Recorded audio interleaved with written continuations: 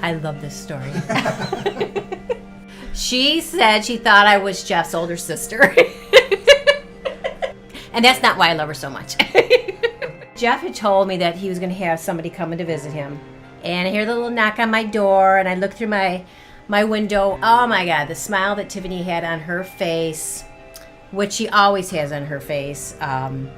She was just adorable. So I opened the door, and she just, in a little Tiffany way, just said, I'm looking for Jeff, and I'm Tiffany, and this is my sister Danielle, and just adorable, sweet as pie. Just engaging right out the gate, like already part of the family. You know, just Immediate. they're just that easy to talk to and easy going. Mm-hmm.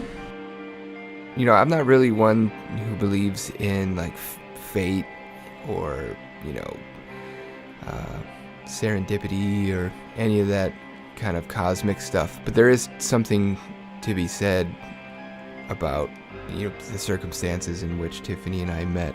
Jeff and I met technically at a concert at the Palace of Auburn Hills.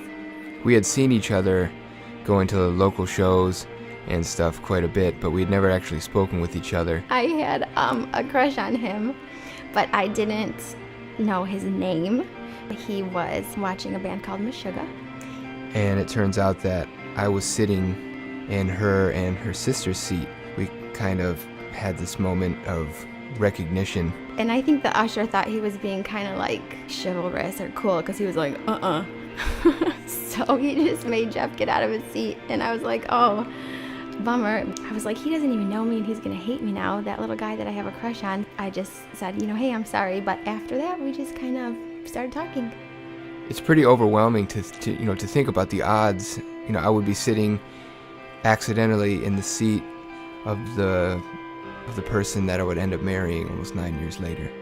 Jeff would have married her. He was ready to marry her in a heartbeat. But she wanted to finish school. She wanted to get her PhD.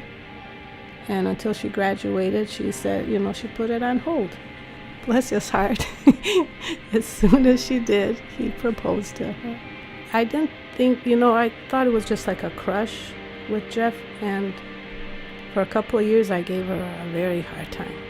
But the thing is, like, the heart wants what the heart wants, like that saying goes.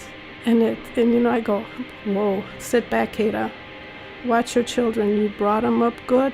You raised them right. They have a mind and a heart of their own.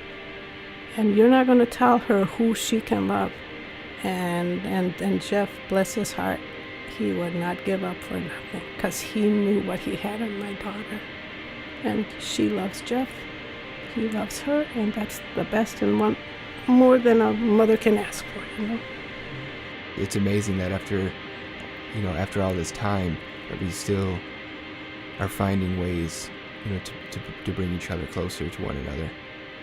And you know, I think that's the most important thing in a marriage, finding ways to fall in love with each other all over again.